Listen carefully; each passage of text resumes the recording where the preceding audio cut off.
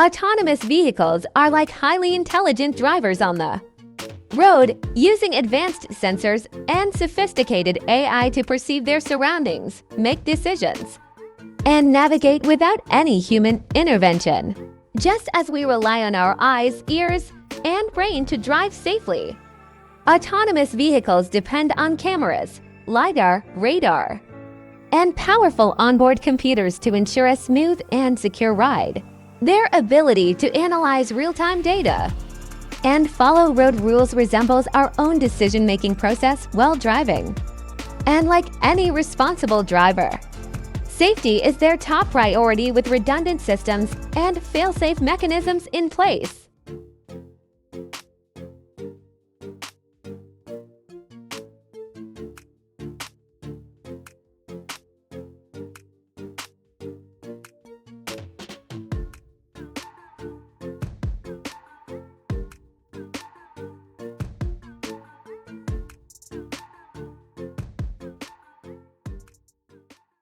How safe should self-driving cars be?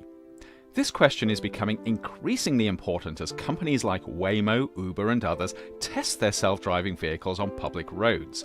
But answering it turns out to be more complicated than it might first seem.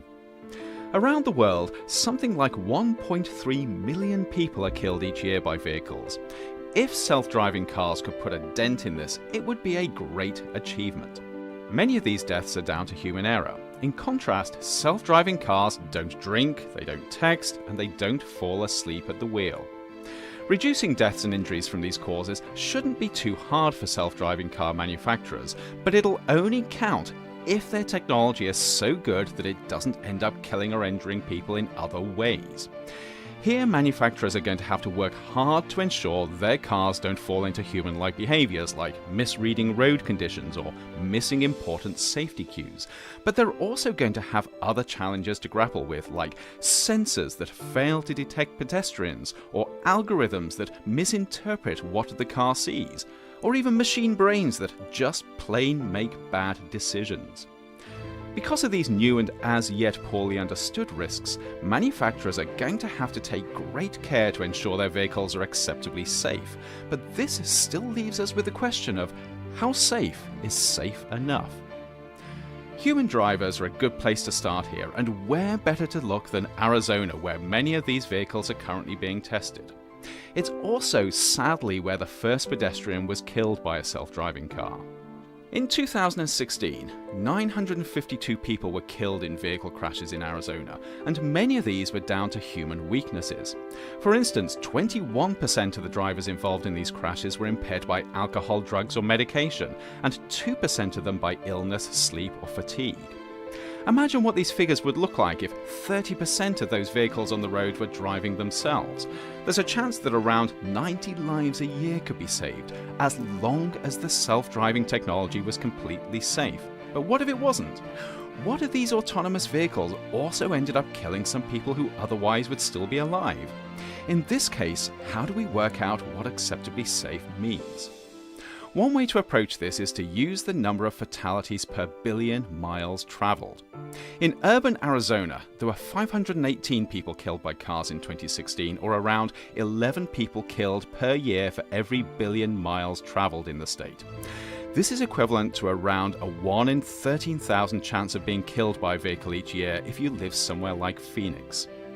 Maybe this should be the benchmark for self-driving cars, or maybe a slightly lower number, say 8 deaths per billion miles traveled. This sounds like a reasonable target. The only problem is it's not that easy to prove if and when it's been reached. According to research from the Rand Corporation, if a company had a fleet of 100 vehicles driving around the clock and wanted to show a 20% improvement in car-related deaths somewhere like Phoenix, it would take around 15.5 years of testing with no fatalities to achieve this. Things look even worse if a tighter standard of a 20% improvement in pedestrian deaths for self-driving cars compared to human drivers is used. In this case, it would take closer to 53 years of death-free testing with 100 vehicles on the road. These sort of timelines are clearly unworkable for demonstrating safety. Ironically, they're so long because relatively few people are killed by cars compared to the number of miles driven in the US, and so it takes a long time to build up statistically significant data. An alternative approach is to rely more on performance standards that ensure self-driving cars are designed for safety under the toughest of conditions, and to monitor for early warnings of potential failures, ideally before anyone's killed. And because this is an evolving technology, such performance standards should evolve along with it. This would help develop the technology safely while not slowing it down unnecessarily. But on the way, there will inevitably be crashes. And this is where regulators and manufacturers need to start working with local communities so that they can work together on what being acceptably safe actually means. For instance, it may be decided that testing around residential areas is okay, but not around schools.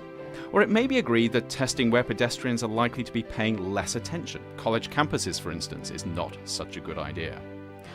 On the other hand, it may turn out that local communities are pretty risk tolerant when they see the potential benefits. You never know until you ask.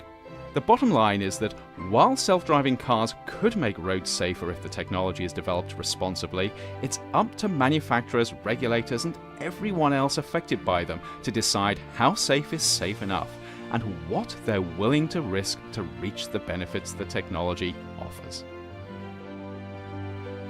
Self-driving cars could make cities more livable, sustainable, equitable, and